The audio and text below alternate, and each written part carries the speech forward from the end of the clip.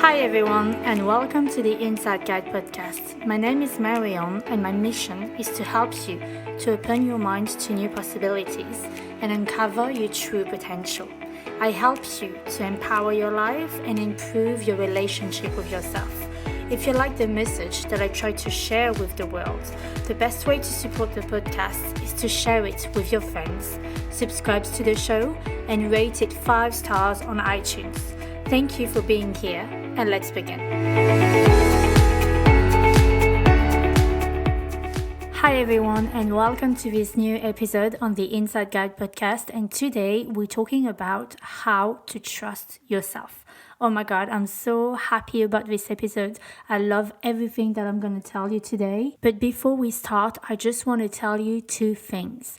The first one is that at the moment I am recording the episodes and the software that I use is not working for some reason. So for this time, the quality of the audio won't be as good as usual. But as I like to say, better done than perfect. So just for that time, the audio won't be as good. The second thing that I want to tell you is that I have few spots available for my coaching program called Uncovered. This program is on 8 weeks and it helps you to open your mind to new possibilities, to make your unconscious conscious so you can empower your life and feel yourself moving towards the life of your dreams. If you are interested, I invite you to book a free 30-minute discovery call so that we can meet, see if we are a good match. And I can answer all your questions, obviously. And if you just want to have more information, I invite you to follow my website. The link is in the description. All right, so with that being said, let's start the episode, How to Trust Yourself. So you might know it or not, but I want to remind you that my mission here with my podcast, my mission as a coach, my mission with my clients is that I want you to become independent. I want you to increase self-leadership.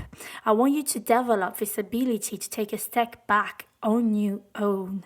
I want you to open your mind to endless possibility so you can empower your life. I want you not to rely on others or outside circumstances for your happiness.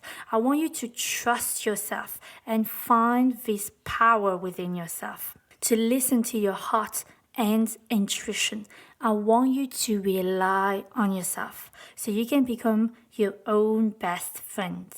And when I said that, it doesn't mean that everything is great, everything is happy, we are in the clouds, woohoo, we all happy all the time. No, it's not this at all. It's just that you can rely on yourself even when it's uncomfortable, even when you have uncomfortable feelings, unpleasant emotions, even when you don't feel good, when you're frustrated, angry, sad, whatever, so that you can rely on yourself and not constantly blame others, constantly look for outside solutions, but you can find the solution within yourself. This is what I want for you. So the other day, I was with one of my friends and she felt a bit lost. So I decided to help her and I asked her, would you like to use my Oracle cards? They're really good. I feel that they're really true to me. So if you want, we can do that. And I can also give you a coaching guidance on top of it. So that's what we done. So we did it, we did the guidance. And at the end, she asked me, but do you use them often? And I was like, oh, sometimes, not every day. But yeah, when I want to have an answer, when I want to have a guidance, I just pick a card or more.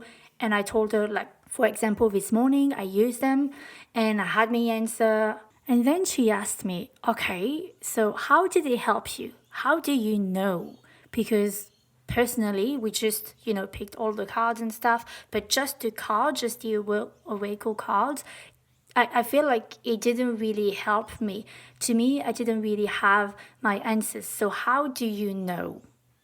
And one of my answers was, you have to trust yourself. Your inner world, your body, your mind is constantly talking to you. And when we are not enough aware, when it's hard for us to take a step back, take perspective, and observe ourselves, it's hard to make the difference between the heart, what comes from the heart, the trust, the faith, and the fear. So she was like, sometimes I overthink. I don't know, if I am acting with my heart, if my inner world is talking to me, or if it's more the fear that is talking. So this inspired me to do this episode so you can have a bit more clues on how to trust yourself. Because I feel like this is key when you want to increase self-leadership, when you want to rely more on yourself. You have to trust yourself. Okay, so the first thing that I want to tell you about this is to build a strong bond with yourself. Get to know you guys. Explore yourself. I know that it might sound a bit like, I don't have time for this, it's useless or whatever, but it is the base. Anytime that I talk to a client, that I talk to my friends, people around me, the first questions that I ask are those: what do you value? What is important for you? What are your weaknesses? What are your strengths? And most of the time, people don't know and they don't take time for it. But if you don't explore yourself, if you don't get to know yourself, how do you want others to understand you? If you don't understand yourself, if you don't know yourself, how can someone else know you, trust you? If you don't trust yourself enough, how do you want others to trust you? It's so important to start your journey to self-discovery. This is the base. You have to know yourself. You have to understand, how do you react in stressful situation? How do you react in scary situation? What's happening in those moments?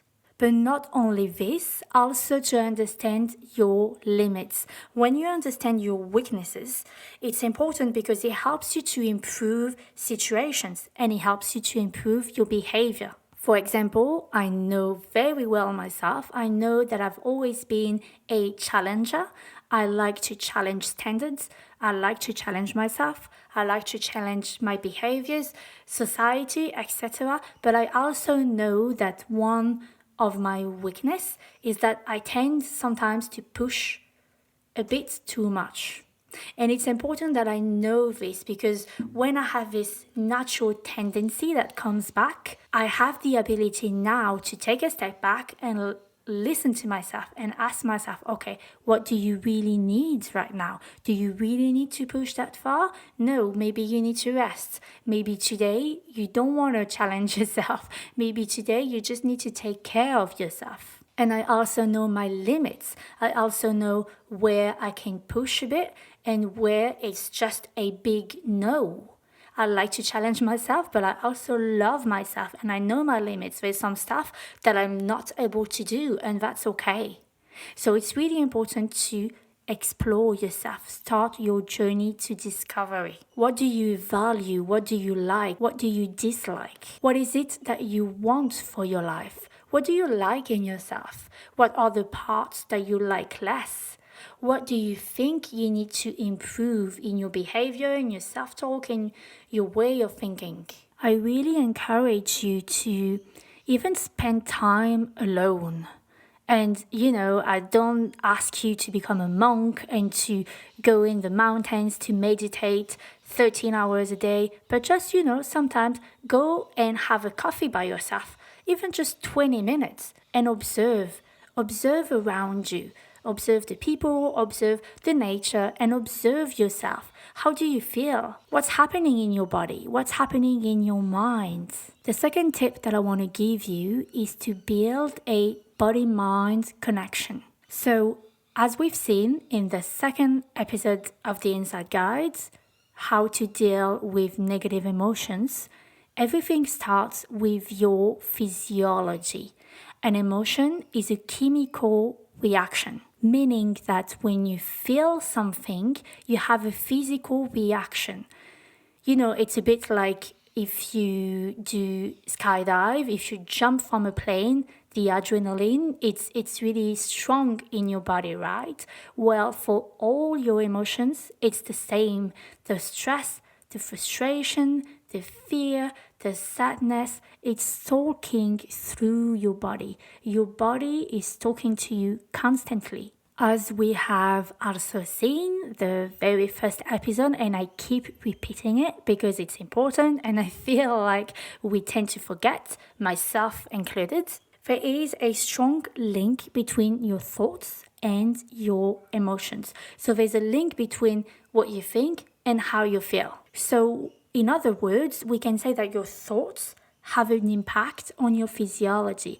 It has an impact on your body, meaning that your thoughts create emotions, and emotions are chemical reactions, so a physical change. So what I want to tell you with this is that it's important to observe your body, to explore your body. How does fear manifest itself?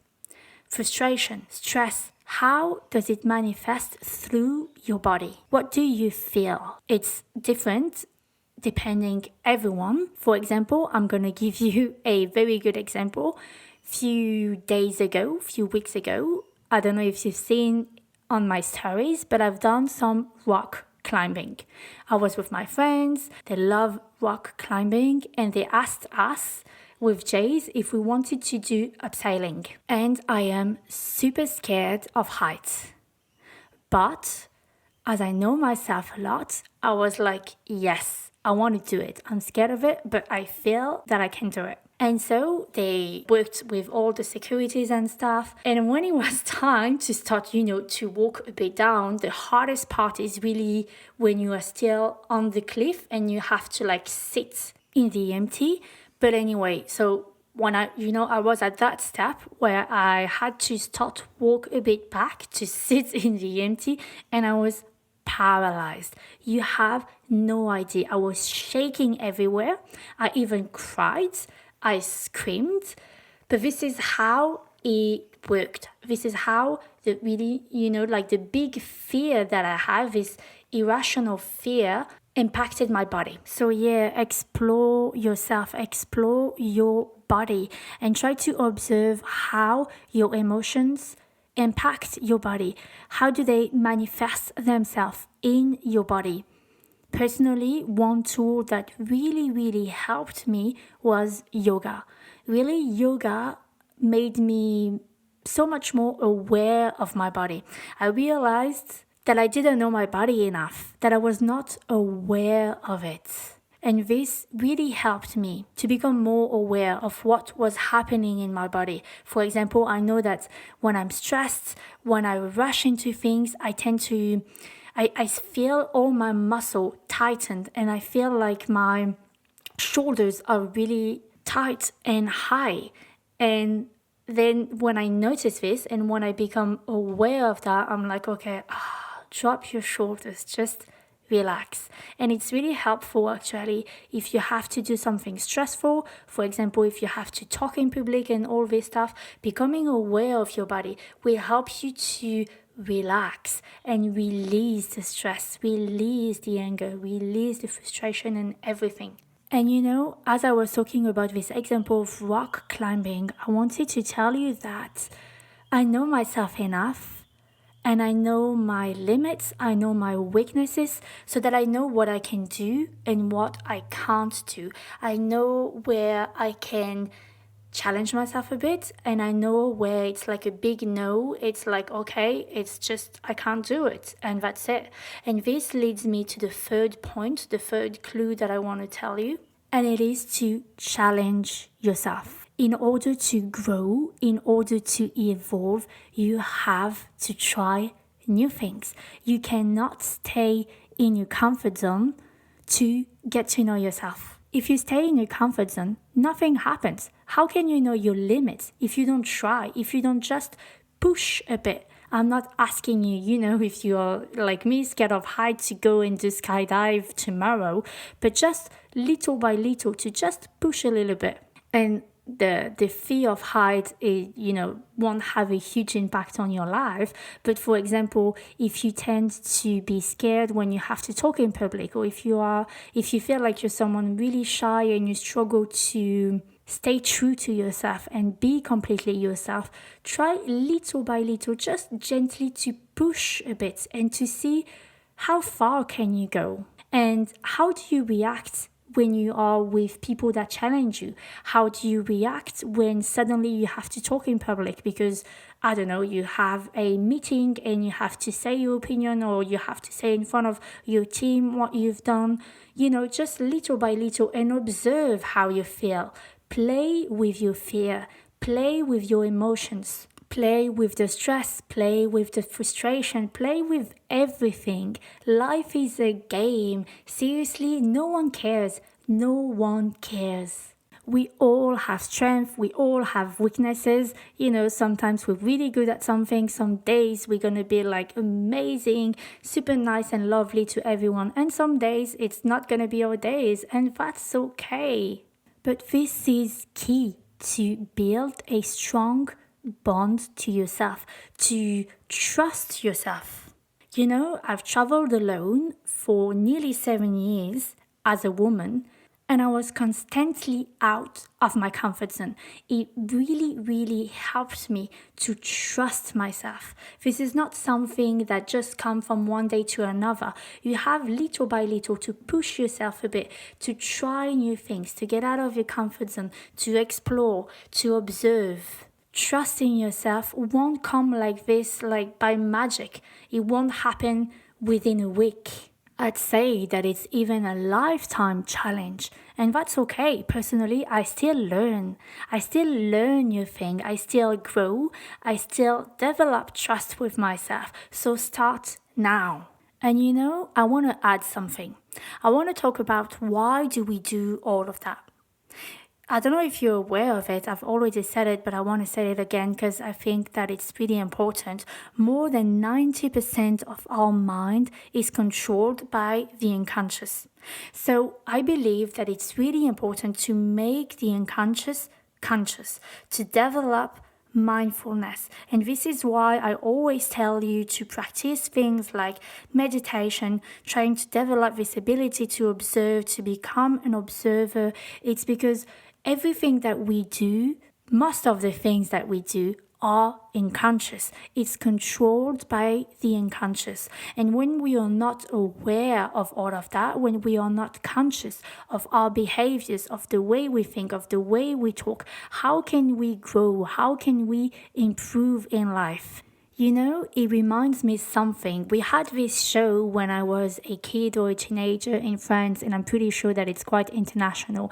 But we had this show where someone comes to help a family that struggle with their kids, or they struggle because they don't talk to their sister or brothers for years. And there's that guy or that woman that come and, try to help them. And at the end, they show them some scene that they recorded, especially, like scene where they get angry or frustrated or whatever. And suddenly people, when they see their behavior, when they see the way they talk through a screen, they're like, oh my God, I never realized how much angry I was. I never realized that the way I talked was so bad.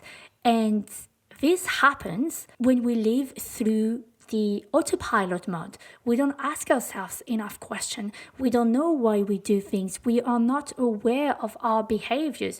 We don't build a strong bond to ourselves. We don't know our weaknesses. We don't know our strengths. And we let our emotions control our behaviors. We let our emotions control the way we think, the way we feel, and how we behave. Before I wasn't like this. I was constantly asking my friends' opinions. It was really hard for me to make decisions. So I wasn't born this way. I was not like this. I developed it. I learned how to think this way. I increased visibility to observe. I increased visibility, and I worked on myself. I dedicated a lot of time to explore myself, to observe my mind, to observe my behaviors. So if I've done it, trust me, you can too. I'm not special. I'm not different than you guys. And now it doesn't mean that I never ask my friend's opinion, but first I look inwards. This is my priority. I look inwards first. I look within myself, what's going on, my emotions, how I feel, what I think, what's happening in my body, how does it manifest itself, and then I can ask for an opinion. But it's important to trust yourself first, because no one knows what's good for you. No one really knows what you need. Only you can know this. And I really want you to rely on yourself. Right now, I can say that I am one of the person I trust the most on this planet. And if I can't trust myself, if I don't have this trust in myself, who can? Who can trust myself? If even myself, I don't trust myself because I don't know me, because I didn't take time to develop this relationship with myself. Who can? Really, who can? So my message today is that you start to build a strong bond to yourself, to explore yourself, to observe yourself, to ask yourself the good question. Start your journey to self-discovery. Dedicate this time. Spend some time alone. Even if it's just 20 minutes a week, once a week, and little by little, push a bit the limits. Trying new things. At first you might, just go and grab a really quick coffee for 10 minutes, and maybe the next week it will be 15 minutes, and then 20, and then 25, and maybe at some point you will get completely used to it and you will spend 1-2 hours by your own. Explore your body. Observe your body, how the emotion manifests themselves in your body. Start to make your unconscious conscious. Stop living your life on the autopilot mode. Get rid of it. Become conscious. Become your own self-leadership. And I just want to finish this episode with a quote from Scott Belski. He said, self-leadership is about awareness, tolerance, and not letting your own natural tendencies limit your potential. So I hope that you liked this episode, that it inspired you to spend more time with yourself, to get to know yourself a bit better. And if you liked it, feel free to share it with your friends. Come and tell me, message me. I would love to know that it helps you somehow. Take care, and I see you next week. If you listen to the Inside Guide, it's because you know that you have an extraordinary life to live. A life that is meaningful and impactful. It is my mission and my passion to help you creating it. If you like the show, then you will love my coaching program. I will guide you to make your unconscious conscious so you can get rid of your automatic behavior and start to adopt new thoughts and attitudes that support your life's choices. So you can start to gain self-confidence and feel yourself moving towards the life of your dreams. If you are interested, follow the link in the description and visit my website to book a free 30-minute discovery call.